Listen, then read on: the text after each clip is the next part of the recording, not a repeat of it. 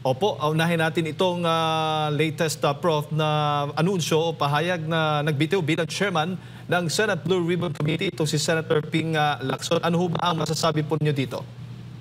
Well, I think this is a reaction to the mounting pressure on his part for him to be able to really deliver supposedly, kasi medyo tough act to follow talaga yung kanyang sinundan, which is Senator Dante Marcoleta, at nakita naman natin kung paano ini-steer, no? Kumbaga paano inilarga ni Senator Dante Marcoleta yung Senate Blue Ribbon Committee. But then again, it happened na nagkaroon ng change of leadership, and consequently napalitan din yung committee chairmanship nitong Senate Blue Ribbon Committee.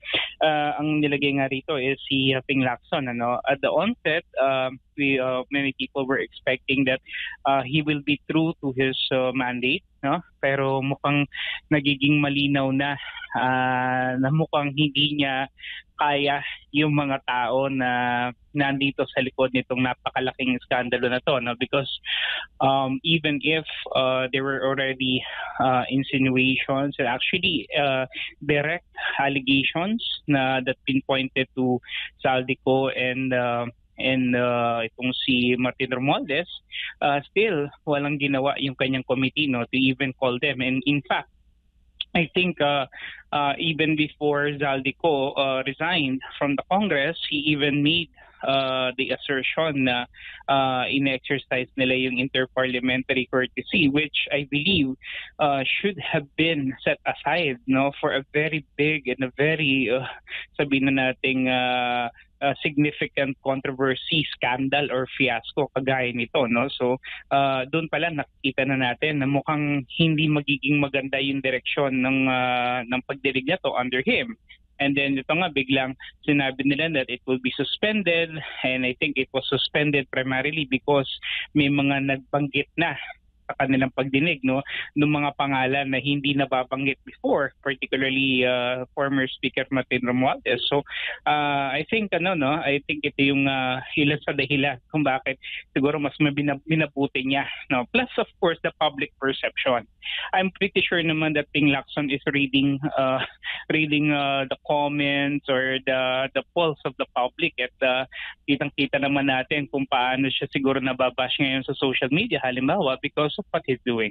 Po, sa madaling salita, Prof, hindi ba naging maayos ang kanyang naging pag-handle dito sa komite, at mas epektibo yung kay Senator Marcoleta na pag-handle nitong investigasyon nga ng maanumalyang flood control projects dyan po sa Senate Blue Ribbon Committee?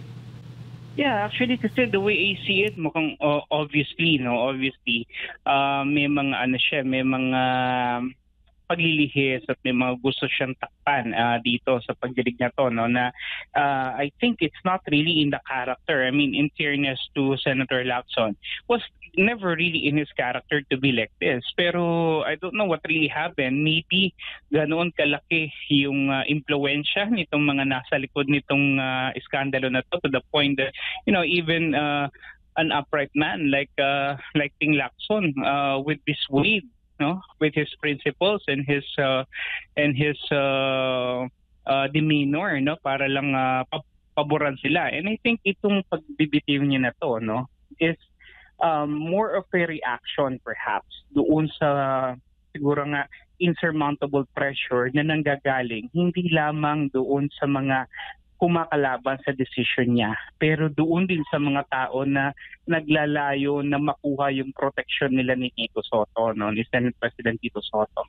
And siguro taliwas ito sa kanyang prinsipyo, taliwas din ito sa kanyang sa kanyang agenda na bilang isang senador, and maybe hindi na lang niya talaga gugustuhin na mangyari pa ito. So I think that's why he resigned. Pero on the issue whether nagawa niya ba ng tama yung kanyang I think may problema, no, sa una pa lang. Sabi ko nga kanina, may mga tao na dapat na naipatawag pero hindi nila pinatawag, no? So doon pala may kita natin na medyo may nangyayaring whitewash dito sa investigation ng Senate Blue Ribbon Committee. Opo, ano bang tingin po ninyo doon sa mga resource persons, yung mga inimbitahan po during the Senate Blue Ribbon Committee na kapag after na ipahayag po nila yung kanilang mga sinumpaang salaysay, dadalhin agad ng DOJ itong mga resource person,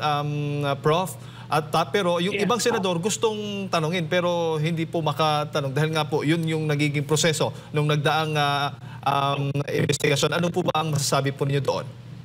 Well, yun nga, medyo nakakalungkot yun, primarily because the supposedly what do you call this, ebb and flow nitong diskurso na to, nitong investigation na to is really meant to bring out the truth, no? But then again, itong DOJ mukhang nag-shield sila, no? And they are more inclined to protect the people na sa tingin nila talaga ay mas makakasama doon sa kanilang niluluto na script, no, ika nga. And I think kitang-kita naman natin ito with the actions being deliberately done or executed, particularly by the DOJ secretary here in this case. No? So siguro with the change in leadership dito sa Senate Blue Ribbon Committee, I expect na sana maganda kung maibalik Senator Dante Marcoleta, although I find it quite difficult to reconcile the idea because for as long as Tito Soto is there, as the Senate President, hindi maibabalik ito kay Dante Marcoleta. Opo. So ano magiging implikasyon? Paano ito, Prof? Ano bang nakikita po ninyo? Sino ba ang boboto ba? Magkakaroon ng botohan para sa Senate chairmanship o ang Senate President mismo ang siyang pipili para po sa committee na yan? Normally kasi kapag nagkakaroon ng change of leadership, kasabay na ginagawa itong itong pagbabalasa sa mga chairmanships. I don't know right now kasi nga hindi siya sabay, kumbaga parang nakaupo na si Senator Tito Soto and then nag-resign in the middle of it all itong si Senator Lacson. So I think what most likely is going to happen here is based on the rules, magkakaroon ng appointment yung Senate President, and I do hope na ang kanyang i-appoint yung maayos-ayos naman sana, no? At hindi ko lang alam kung kasabay nitong pag-appoint ng bagong Senate Blue Ribbon Committee Chair maglalaho na ba talaga or i-determinate na ba nila yung pagdinig dito sa issue na to, no? Kasi if that will be the case, then hindi tayo makakakita ng relevant effect or impact dito sa change in committee chairmanship ng Senate Blue Ribbon Committee if in case they will just simply terminate the proceeding. Opo. So yun yung nakikita natin dito. So sa mga tweet pabor kayong ituloy itong investigasyon sa kabila po, sa gitna po ng mga ginagawang pag-aakusa ng ilan nga dito sa mga ilang senador na dawit din di umano sa mga maanumalyang flood control projects. Yeah. Even if kasi number one, it affords them the right to also check and see the validity of this allegation. Secondly, yung kasing niluto naman nila na ICI is not going to be publicly shown, no? Or hindi naman talaga magkakaroon ng public viewing. So it's a closed door investigation. Parang gano'n ang gusto nila mangyari sa ICI. So what's the purpose? At least sa Senate, nalalaman at nakikita natin na wala ng although may mga niluluto silang script, no, pero nagiging maliwanag sa tao ngayon yung mga pagmamaniobra na ginagawa nila. So pero kung ICI lang pagbabatayin natin, lalong-lalo na wala na ron yung lone bright spot, no? I call him the lone bright spot, the ICI, na si Mayor Benji Magalo. Wala na akong katiwa-tiwala ron. I mean, I'm speaking in a personal opinion. I don't see anything happening with ICI. Most likely ang mangyayari niyan, mag-iimbestiga sila, magre-recommend kanino ipapasa sa DOJ. Sinong may hawak ng DOJ? Si Boying Remulla. So wala ring kahihinatan or walang patutunguhan. So I think what is important right now is for the ombudsman to step in this issue, file the necessary charges, and let's go and proceed to Sandigan Bayan para magkaalaman na yun kung talagang seryoso itong gobyerno na talagang panagutin itong mga tao sa likod nitong napakalaking pandarambong na to na ginagawa nila sa ating kabanang bayan. Po, kasabay nga nitong pagbibitiyo ni Senator Ping Lacson, Prof, ay itong mga usap-usapan ng pagbabago di umano sa leadership ng Senado. Posible ho ba magkaroon ng rigodon sa Senado ngayon? Possible, ano? At ako, sa totoo lang, mas maganda kung ang unang mawawala yung ating Senate President, ano? Kasi unang-una, malinaw yung kanyang demeanor dito, yung kanyang agenda. It's really very clear, no? Unmistakable and unquestionable na yung kanyang loyalty nandito kay President BBM at na kay Martin Romualdez. So that being said, if he will become the Senate President still, no, wala tayong makikitang tangible outcome dito sa ginaganap na investigation na to, no? Malamang sa ang mangyayari dito ang makakasuhan lamang at maaaring may pakulong yung mga nandun lamang sa level ng DPWH, pero yung mga nasa level ng mas mataas na antas, no, ng pamahalaan, particularly itong mga mastermind nga nito, malabo silang makasuhan, malabo silang mapakulong, yun ang gusto ng ating taong bayan, ano, na mapakulong sila. Opo.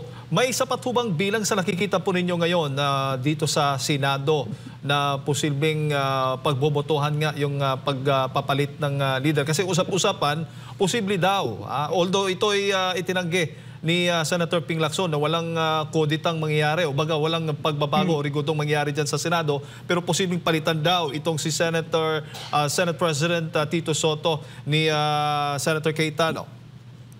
Well, I think ang nangyari kasi diyan bago magkaroon ng kudeta sa Senado, no, may mga sekreto ng usapan 'yan, no?